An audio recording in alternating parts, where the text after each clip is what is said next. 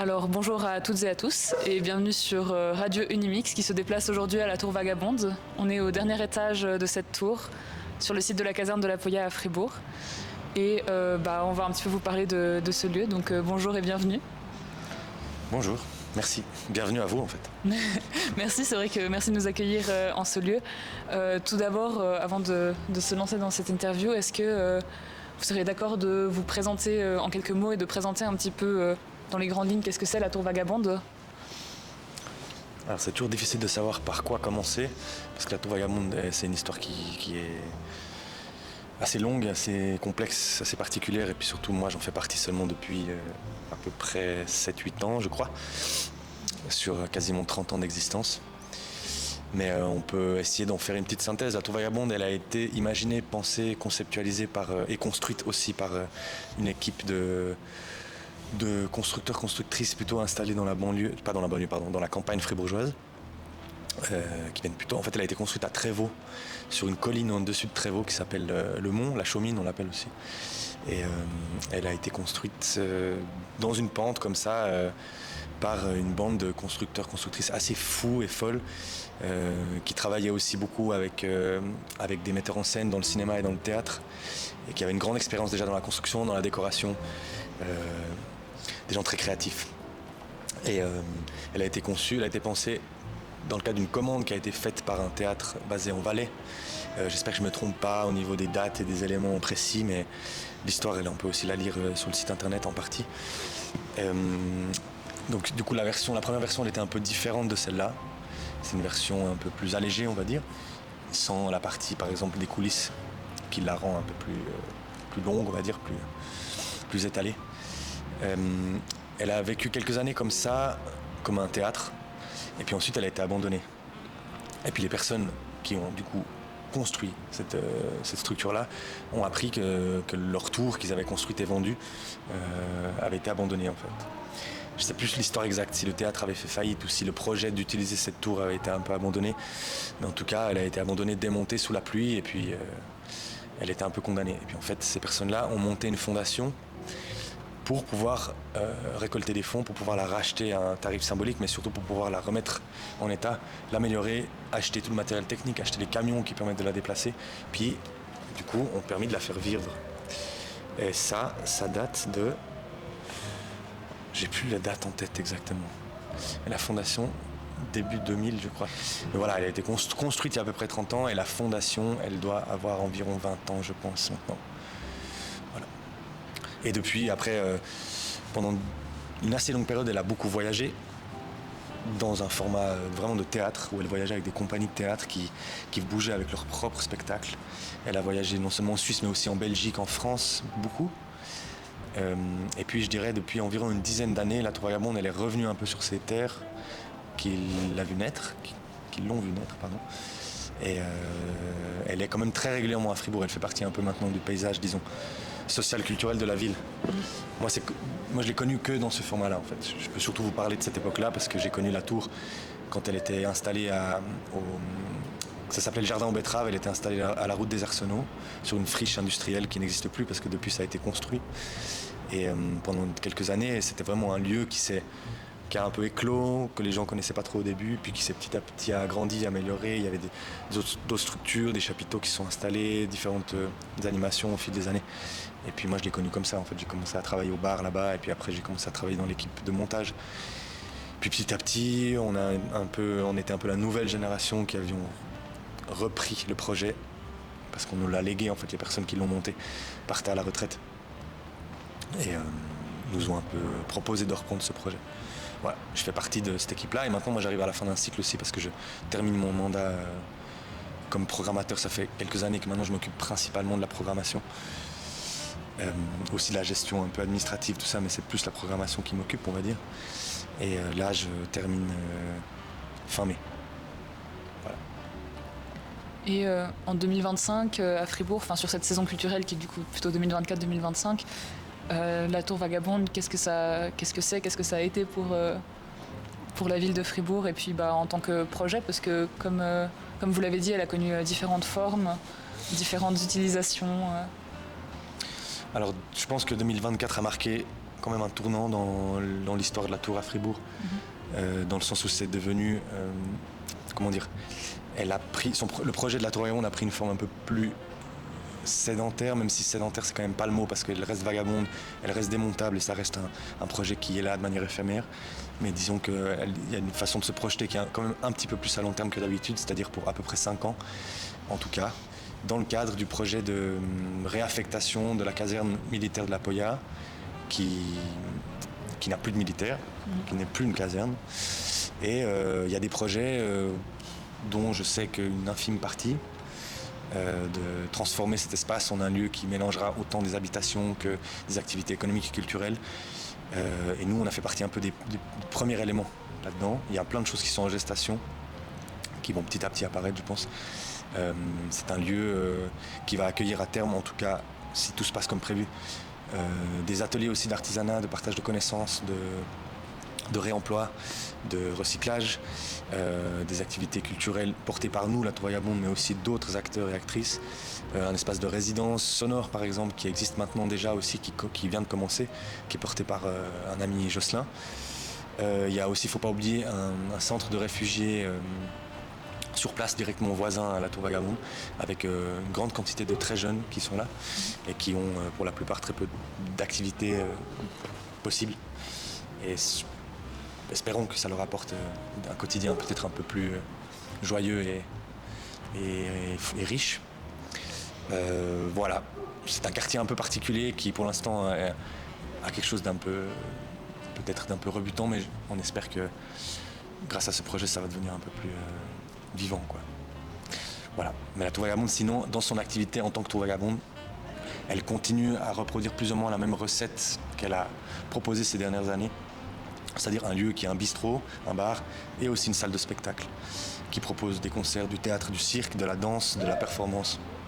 Je dirais ce qui a changé en termes culturels, c'est plutôt que là, on a une sorte de contrainte d'engagement qu'on a pris avec la ville, avec les voisins, avec la préfecture, qu'on doit limiter le nombre de concerts et de nuisances sonores dues à la musique amplifiée. Et on a quand même une proportion de musique beaucoup plus petite qu'avant. Ce qui a un petit peu changé. Avant, on était quand même un lieu avec beaucoup de concerts. Maintenant, on en a moins. On en a toujours environ 50%, c'est des concerts.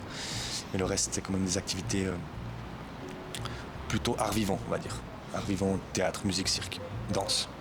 Est-ce que c'était un défi du coup de devoir s'accorder en fait à cette contrainte et du coup d'un coup changer un petit peu les activités, tourner le programme, trouver de nouvelles choses à faire pour que la tour reste tout aussi vivante? Ouais, c'est un challenge pour le coup que j'avoue qui n'est pas simple à relever parce que ça demande aussi d'être quand même, de s'intéresser à plusieurs domaines simultanément et de se déplacer, de voir des spectacles autant de danse, de théâtre, de cirque. Voilà, je dois avouer plus difficile parce que la tour est un espace vraiment particulier qui n'est pas du tout adapté à toute forme de proposition artistique. Du coup, ça demande toujours une réflexion assez importante aussi de savoir si ça passe ou pas dans ce format-là. Ouais, non, ça change quand même radicalement l'ambiance aussi. Mais après, aussi dans la façon dont le public se comporte. Si le public vient pour voir des concerts, c'est différent. Quelque chose de plus spontané. On vient, on peut quand même continuer à discuter, sauf si c'est des concerts qui sont plus intimes. Mais sinon, ça casse pas complètement l'ambiance bistrot. Là, il y a quand même toujours un truc où, pendant le spectacle, les gens doivent s'arrêter de parler. Ça apporte un public un peu autre qui s'intéresse souvent aussi plus à l'offre culturelle, ce qui est intéressant. Mais ça attire moins de monde quand même, il faut reconnaître, dans la plupart des cas en tout cas. Après, nous en tant que lieu culturel et puis moi-même en tant que responsable de la programmation, c'était quand même plutôt intéressant comme défi de construire une programmation qui soit un peu plus variée. Voilà, mais c'est sûr que ça pose plein de questions, hein. Aussi financièrement c'est plus difficile parce que les propositions d'art vivant souvent sont plus coûteuses, nécessitent plus de temps de travail, nécessitent des équipes plus grandes, plus de travail sur la technique aussi. Enfin, il y a tout un truc où, pour nous, pour nos moyens, c'est vrai que c'est moins facile. C'est un défi qui a quand même été relevé en fin de compte, puisque la Tour Vagabonde, elle a quand même une offre assez dense, assez complète pour ses spectateurs, spectatrices. Est-ce que c'est une fierté d'avoir réussi à relever le défi? Je pense qu'on peut être satisfait, surtout quand ça faisait 2 ans qu'on n'était plus là. La Tour Vagabonde, elle avait eu une année de pause parce qu'on n'avait pas réussi à trouver d'accord en fait, pour un terrain. Alors on avait quand même proposé un festival de cirque et de théâtre qui s'appelait Aléa, dont on a proposé 2 éditions. Alors on avait quand même disons que l'ambiance et l'esthétique de la Tour Vagabonde, elle était quand même là, mais la tour en tant que bâtiment n'était plus là. Et on peut quand même être assez content de voir que, en revenant dans un nouvel espace qui doit encore être connu de la population, on a eu une fréquentation quand même assez stable. Évidemment, il y a des jours plus creux que d'autres, mais on peut être content que le public continue à suivre. Ouais. C'est sûr, on peut être fier fier du travail qu'on a fait. Moi, je suis assez content, c'est sûr, du travail de programmation, mais je pense que c'est pas que ça. C'est déjà le lieu, il est dans le cœur des Fribourgeois, Fribourgeoises depuis bien avant que notre équipe l'ait reprise. Il y a un travail qui a été fait à l'époque aussi pour que ce lieu soit connu. Toute la folie qui a été mise un peu dans ces poutres et dans ces murs, enfin plutôt dans ces bâches, elle existe encore. Quoi.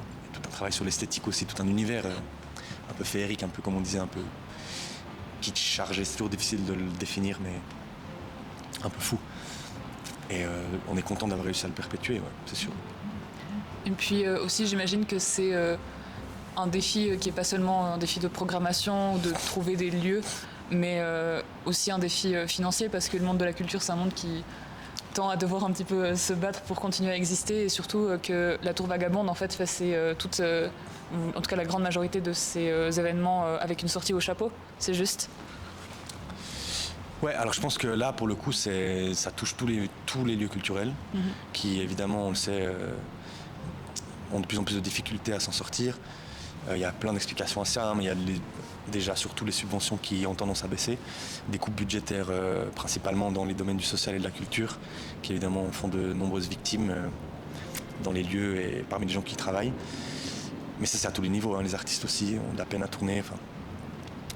Du coup, je pense qu'on n'est pas mieux loti ni moins bien loti que d'autres. On a une existence, un système un petit peu différent avec le chapeau, qui fait qu'on est, je pense, un peu plus dépendant de ces recettes-là, des recettes on a besoin que notre public participe. Mais je pense que c'est tous les lieux comme ça. Mais on a vraiment, on prend le risque avec ce système de chapeau. On a confiance en notre public qui va venir et surtout qui va donner quelque chose en s'adaptant à ces possibilités. Mais c'est vrai que pour l'instant, on est content, on a réussi à plus ou moins retomber sur nos pattes depuis l'ouverture. C'était bien évidemment risqué parce que évidemment que la programmation, c'est quelque chose qui se décide des mois à l'avance. Du coup, on n'est pas très agile, on n'arrive pas trop à s'adapter. Si on voit que par exemple ça marche beaucoup moins bien que prévu, en fait, on a déjà pris des engagements sur les mois qui arrivent, du coup, c'est un peu difficile de s'adapter. J'étais pas super sûr de mon coup et de notre coup, mais en fait, on a vu que le public a continué à venir. Ouais. Le chapeau, je pense que c'est pas vraiment. Je pense que ça, pour le public, ça apporte vraiment cette possibilité de se sentir bienvenu, peu importe son budget. Après, on a quand même tout un travail de sensibilisation sur l'importance de payer. On donne aussi une idée de prix en fonction du coût du spectacle, qui se situe entre 15 et 25 francs. C'est ce qu'on appelle le prix conseillé. Ça, c'est nouveau, on a mis ça en place depuis cette nouvelle saison. On sait que ça fait un peu grincer des dents aussi pour certaines personnes qui ont l'impression que ça porte un message plus excluant. Je peux comprendre cette critique. Après, nous, on est aussi conscient qu'une partie de notre public a les moyens de payer, et on voulait informer le public pour ceux qui le peuvent. Donc voilà, on peut donner une forme de repère. Mais à chaque fois, avant chaque spectacle, on insiste sur le fait que les personnes qui ne peuvent pas donner cette somme-là, mais qui donnent beaucoup moins, resteront les bienvenus et doivent absolument se sentir bienvenus ici. Et les personnes qui peuvent rien donner, donnent rien. Voilà. Mais en fait, c'est une forme de répartition des richesses, de redistribution des richesses à laquelle on croit. Et grâce au prix libre. C'est aussi une valeur importante, j'imagine, pour la Tour Vagabonde de rester accessible à tout public finalement, à tout budget. Exactement, ouais. Est-ce qu'il y a un petit peu d'autres valeurs, d'autres motos, d'autres mots-clés qui tiennent à cœur à ce lieu culturel Je pense qu'on doit faire attention justement à ce que ça reste un lieu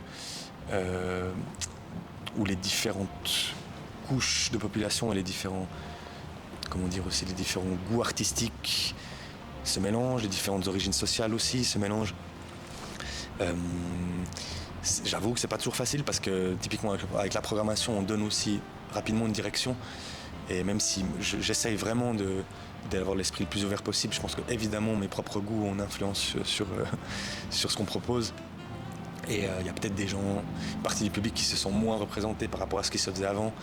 Au niveau musical, peut-être c'est possible, mais j'essaye quand même de programmer une palette très large et aussi des choses qui me plaisent pas particulièrement à moi. Après, on a quand même une exigence, je pense, d'originalité, de qualité dans la programmation. Bon, c'est très subjectif, évidemment. Que dire? Je pense qu'on a une... Il y a quand même cette ambiance vagabonde, cette esthétique un peu différente des autres lieux culturels qu'on a continué à porter, qu'on a continué à défendre, ce côté un peu forain. On travaille avec beaucoup de compagnies de cirque forain aussi qui amènent avec eux et leur monde aussi, leur esthétique particulière, leur ambiance. Que dire? Ouais, c'est un peu ça, je pense que c'est quand même ça. On essaye de garder ce qui a fait la magie de ce lieu déjà avant, quand c'était encore l'ancienne équipe qui l'apportait, qui était un lieu aussi très intergénérationnel, je dirais, où c'est quand même pas souvent les lieux, j'ai l'impression, où on peut aller boire un verre et on croise facilement la grand-mère d'un pote ou l'oncle de sa cousine, l'oncle d'une copine ou j'en sais rien. Il y a quand même un truc de génération qui, j'ai l'impression, est assez particulier. En tout cas à Fribourg, j'ai l'impression que les bars, par exemple, ils sont quand même très séparés en tranches d'âge. Les salles de concert aussi, les salles de spectacle aussi. Ça, je trouve ça intéressant et on a essayé avec pas toujours la meilleure réussite, mais on a essayé de le garder ça, je dirais. Et du point de vue aussi des artistes qui viennent régulièrement jouer ici, je pense que ça doit être aussi une expérience particulière pour eux. Est-ce que les retours sont tout aussi positifs sur le lieu de la part des artistes que du public? Je dirais que l'immense majorité des artistes, en tout cas,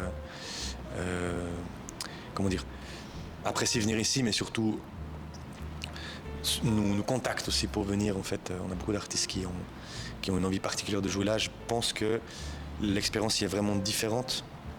On a vraiment une proximité avec le public, une forme d'intimité qu'on n'a peut-être pas dans d'autres salles, qui sont, disons, plus classiques, plus noires, plus sombres, plus fermées.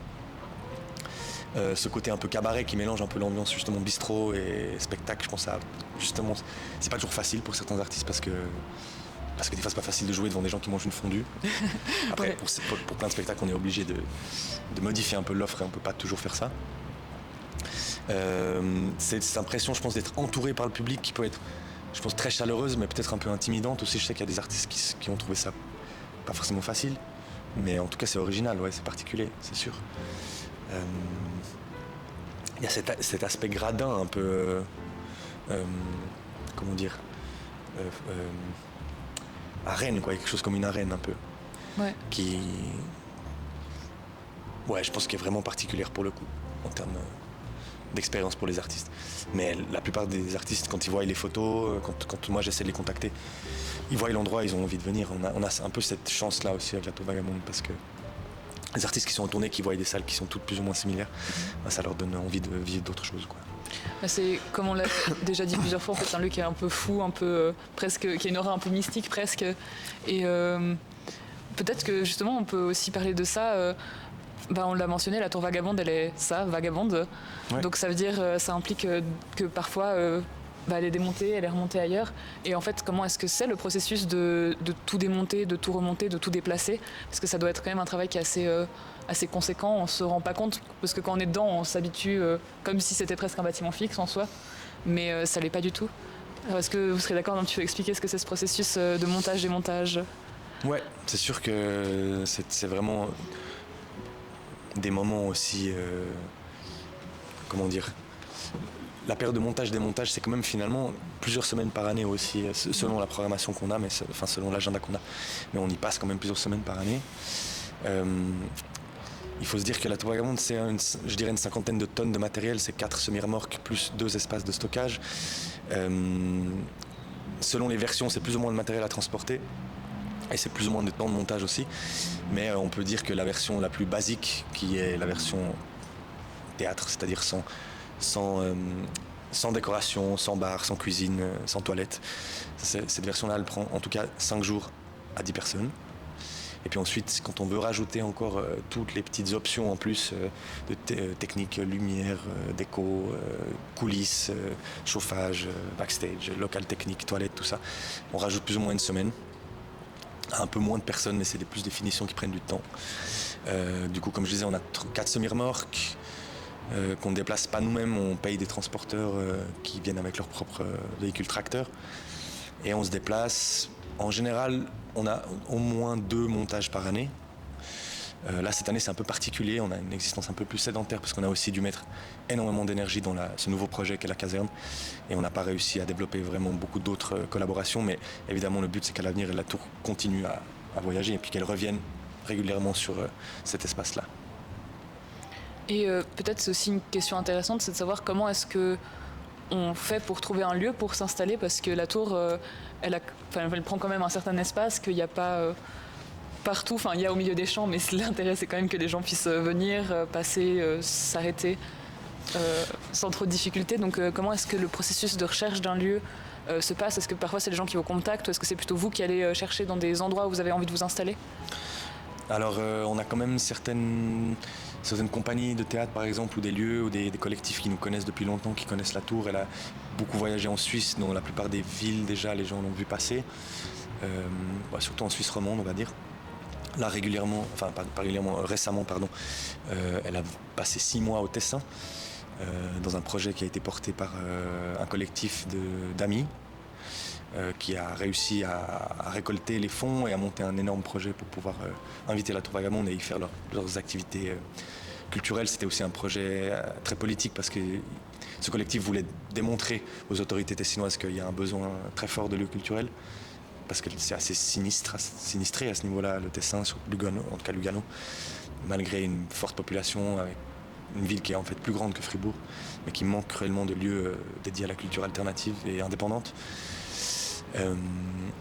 On a souvent, ces dernières années, travaillé avec la compagnie Les Exilés, qui est basée plutôt dans la région de Vevey, et qui, en général, invite la Tour Vagabonde, parfois à Cuy, parfois à Vevey, parfois à la Tour de Paix, pour y présenter leur propre spectacle et programmer aussi d'autres spectacles.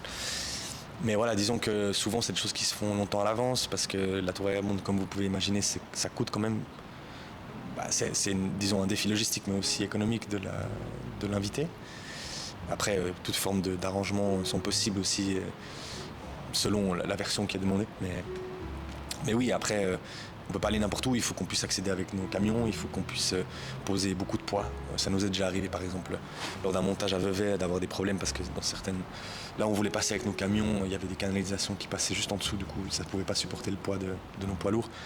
Il y a plein de choses plein de questions qui se posent, comme finalement d'autres structures aussi montables, démontables, mais c'est vrai qu'on est pour le coup beaucoup plus lourd qu'un chapiteau par exemple, qu'un chapiteau de cirque dans le montage.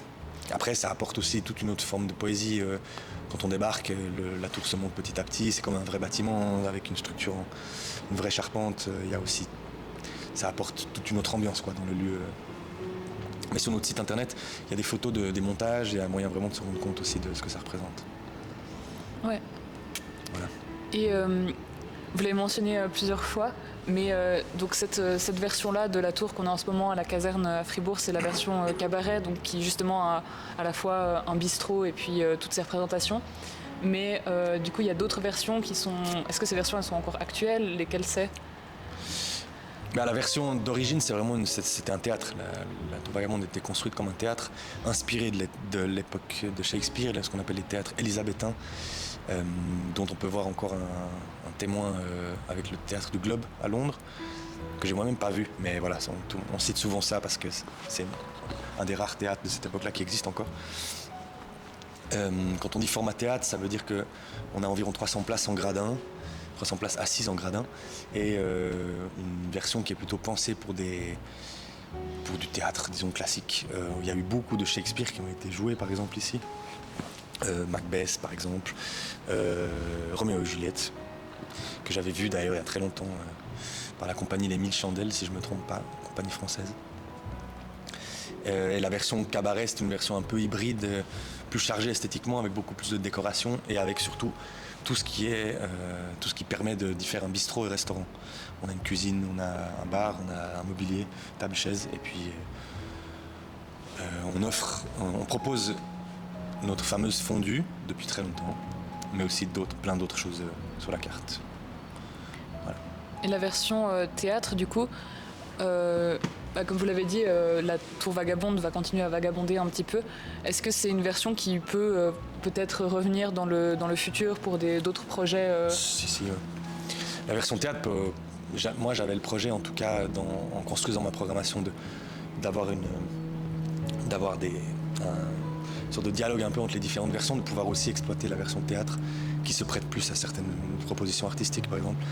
Mais pour des raisons de coût, j'ai dû laisser tomber parce que en fait de passer de l'une à l'autre version ça représente beaucoup de travail, du coup beaucoup de gens à payer et puis on n'a pas réussi à budgétiser ça. Mais bien sûr, j'espère que là où les personnes qui reprendront la programmation auront l'envie et l'inspiration pour utiliser aussi toutes les différentes versions de la tour. Et il y en a sûrement plein auxquelles on n'a peut-être jamais pensé aussi. Il y a plein de choses à faire. La tour, c'est quand même un espace... Moi, je me suis toujours dit que ça pourrait être un espace aussi dédié beaucoup plus à tout ce qui est installation artistique, exposition. On y fait un marché d'ailleurs tous les 2 mois ici, où pour le coup, c'est pas une exposition, mais ça donne un peu l'idée de ce que ça pourrait devenir. C'est quand même un espace comme s'il y avait plein d'alcôves, que chaque alcôve avait un petit peu son esthétique propre. Il y a plein de choses à faire. C'est un magnifique espace central aussi avec une grande hauteur. Nous on a fait souvent des numéros aériens aussi de cirque, mais il y aurait plein d'autres choses. On a un artiste qui s'appelle David Barisville là, qui a développé une version artisanale d'un simulateur de vol en parapente par exemple, avec tout un système de tirage qu'il a mis au point lui-même. Un aspect beaucoup plus ludique en fait, de l'espace, installation artistique, jeu. Ça se prête aussi très bien à des débats politiques, à des conférences. Plein de choses que... j'ai pas réussi à tout essayer, j'ai pas trouvé le temps, j'ai pas eu le temps, l'énergie de tout faire, mais il y a plein d'autres choses, je pense, plein d'autres manières de faire vivre cet espace. Mais c'est aussi ça qui est un petit peu sympathique, c'est que finalement, en léguant la tour vagabonde, on lègue aussi encore plein de manières de l'explorer différemment que ce qui a déjà été le cas. Si. Et peut-être pour revenir un peu sur la programmation dont on a parlé, tout bêtement, ce mois-ci, donc en mars, février, qu'est-ce qui se passe un petit peu encore à la tour vagabonde? Qu'est-ce qui pourrait attirer le public, nos très chers amis? Je pense qu'il y a une chose qui sort un peu du cadre, c'est justement cet artiste-là, David Barisville, qui avait développé ce qu'on appelle simulateur de vol dans le cadre des résidences de recherche de la ville de Fribourg. Et puis là, on lui a proposé de lui redonner la possibilité, pour le coup, de le montrer au public cette fois. Et ça sera les 7 et 8 mars, bientôt. Où pour le coup, on ne viendra pas voir un spectacle à la tour, on viendra plutôt voir une installation et la tester. Voilà, ça c'est vraiment un truc assez particulier dans la programmation. Un artiste local en plus qui est en train de développer une idée, et ça vaut la peine de voir un peu une étape de travail. Qu'est-ce qu'on a encore? On a la Société protectrice des petites idées, qui est une compagnie bretonne qui avait marqué les esprits déjà lors de notre festival de théâtre et cirque qui s'appelait Aléa, qu'on avait fait tout près d'ici sur le terrain juste situé de l'autre côté de la route, et qui avait proposé Heavy Motors, qui était un spectacle mêlant danse, cirque, acrobatie et surtout très, très bons acteurs et actrices dans un jeu extrêmement absurde, très drôle, assez touchant, avec tout un travail sur le mouvement qui est assez incroyable. Cette compagnie est une compagnie avec laquelle on aime beaucoup travailler, que notre public apprécie beaucoup, parce qu'on avait proposé aussi Cow Love, un autre spectacle qui avait été monté par cette compagnie au tout début. Et là, on a la première Suisse de la toute nouvelle création de cette compagnie qui vient fin mars, les 20 et 21 mars, à la Tour Vagabonde, et c'est un solo cette fois. Je pense que ça c'est un événement important pour le coup. Qu'est-ce que je peux encore vous raconter? On a un trio de jongleurs aussi qui viennent un peu partout, qui viennent d'Uruguay, d'Espagne, de France, d'Allemagne aussi, qui sont basés plutôt sur Toulouse, qui tournent beaucoup dans les festivals d'art de rue et de cirque.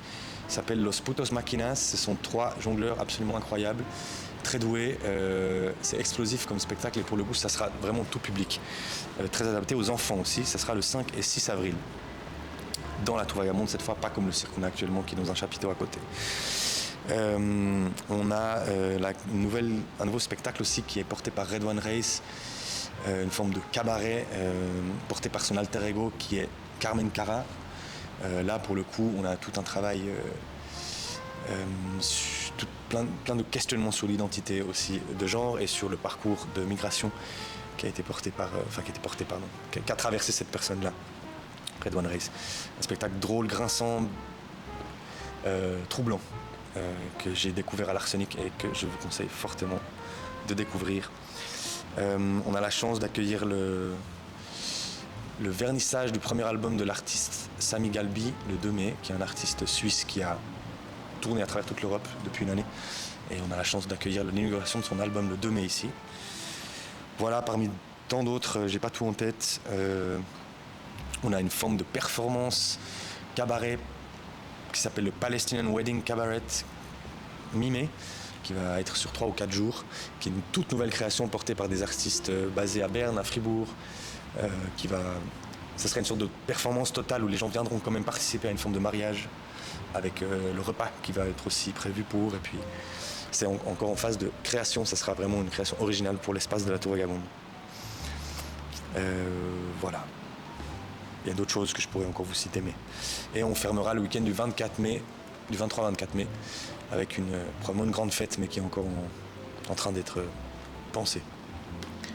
Et puis, si nos auditeurs, spectateurs ont envie de retrouver le programme par eux-mêmes, où est-ce qu'ils peuvent se diriger pour aller se renseigner sur les événements que vous avez mentionnés, mais aussi sur tous les autres qui valent tout autant la peine finalement? Alors, tous les événements sont en ligne sur notre site internet. En l'occurrence, pas tous encore parce que je suis encore en train de terminer la programmation, mais petit à petit le site internet est mis à jour sur tourvagabonde.com. On est aussi présent sur les réseaux sociaux, Instagram et Facebook. Les événements sont aussi diffusés par ces biais-là avec moins de détails. Sur notre site, c'est aussi possible de réserver directement une table si les personnes souhaitent manger avant le spectacle. Et sinon, c'est toujours possible de venir sans réservation dans la limite des places disponibles, mais en général, on arrive à caler tout le monde. Et voilà, comme on a dit avant, ça fonctionne au chapeau, c'est pas nécessaire de réserver avant, c'est pas nécessaire de payer à l'avance, vous pouvez payer ensuite en fonction de vos moyens et de la période que vous traversez. Voilà, on sait qu'il y a tout le monde qui peut avoir des périodes plus difficiles et des périodes où on gagne mieux, et puis on permet de financer l'événement, d'aider ceux qui ne peuvent pas vraiment payer. Voilà. Et est-ce que ce qui se passera après ce 24 mai où la tour fermera pour cette saison-là, c'est quelque chose dont vous pouvez nous parler, ou bien ça restera un petit secret jusqu'aux prochaines annonces Mais c'est même pas un secret, c'est que je ne sais pas exactement quels sont les plans pour la suite, vu que j'ai démissionné il y a quelques mois déjà. Alors je sais pas ce qui a été prévu, mais normalement ce qui est prévu, c'est que la Tour Vagabonde réouvre toujours plus ou moins entre septembre et mai, et propose la même fréquence d'événements avec plus ou moins la même ambiance, mais je ne sais pas quels seront les choix qui vont être faits. Et puis pendant la période de fermeture de la saison, il y aura probablement des événements ponctuels peut-être qui seraient proposés comme sous-traités, disons, par d'autres collectifs ou d'autres personnes, à d'autres collectifs et à d'autres personnes. Et la tour pourra peut-être être aussi louée pour des événements privés, pour des mariages, pour des choses comme ça. Voilà. Bien, merci beaucoup. Je ne sais pas si vous avez un petit mot de fin, une petite conclusion que vous avez envie d'apporter aux gens qui nous écoutent et qui nous regardent sur tout ce beau projet finalement. C'est un projet tellement unique qui est vraiment difficile à comparer avec d'autres. J'espère que il y aura c'est un projet qui demande beaucoup d'énergie aussi pour être porté, et j'espère qu'il y aura toujours l'énergie suffisante pour la faire vivre, parce que c'est vraiment une richesse incroyable, je trouve, pour Fribourg et puis pour la région et puis pour n'importe quelle ville qui accueillerait la Tour Vagabonde de soigner cet espace, parce que c'est vraiment exceptionnel à mon avis, ce que le potentiel qu'elle a, ce que ça permet artistiquement, mais surtout ce que ça offre comme lieu à part, un peu j'allais dire dans la grisaille, je dirais pas que c'est toujours gris, mais en l'occurrence par exemple, on est typiquement là aujourd'hui dans une certaine forme de grisaille hivernale, dans un espace qui est en plus une ancienne caserne du coup qui porte aussi quelque chose d'un peu lourd. Et voilà, je pense que quand on entre dans la Tour Vagabonde, on entre comme dans un autre univers un petit peu. Voilà. Après moi personnellement, je suis un peu épuisé d'avoir participé à ce projet-là. On est beaucoup à avoir donné énormément. Puis je pense que c'est important qu'il y ait de nouvelles forces aussi qui la fassent vivre. Mais je pense qu'une de ces forces, c'est surtout le public qui continue à venir et puis qui continue à aimer cet endroit. Je vous remercie beaucoup pour cette interview, mais aussi pour l'énergie que vous avez donnée à ce beau projet. Et on peut aussi remercier toutes les autres personnes qui ont fait partie de l'équipe. Je pense que c'est le moment pour dire merci. Merci aussi aux auditeurs, aux spectateurs qui nous ont regardés et écoutés jusqu'au bout. Voilà, j'espère que ça vous aura plu. Merci beaucoup. Et à bientôt. À bientôt.